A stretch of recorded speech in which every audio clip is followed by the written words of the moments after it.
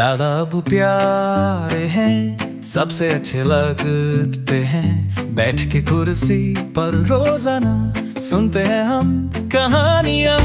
जंगल राजा परियों की कहानियां हैं दुनिया की। शेर का जोर और खरगोश की चाल सुनते हैं हम रात को है हाल।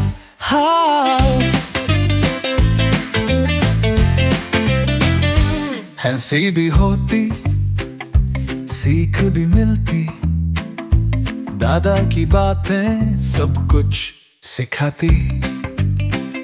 अंधेरों में भी होती रोशनी, कहानियों की होती अपनी दुनिया।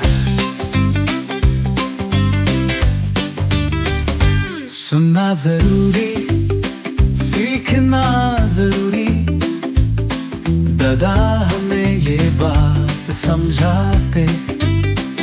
उनकी कहानियों का है अलग रंग, जो जीवन भर रहेगा संग।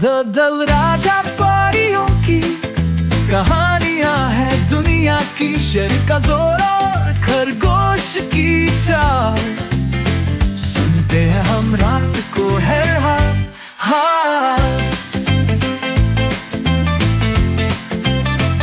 सुनना जरूरी, सीखना जरूरी, दादा हमें ये बात समझाते। उनकी कहानियों का है अलग रंग, जो जीवन भर रहेगा संग। दादा की कहानियां प्यारी कहानियां, हर पल में खुशियां लानियां।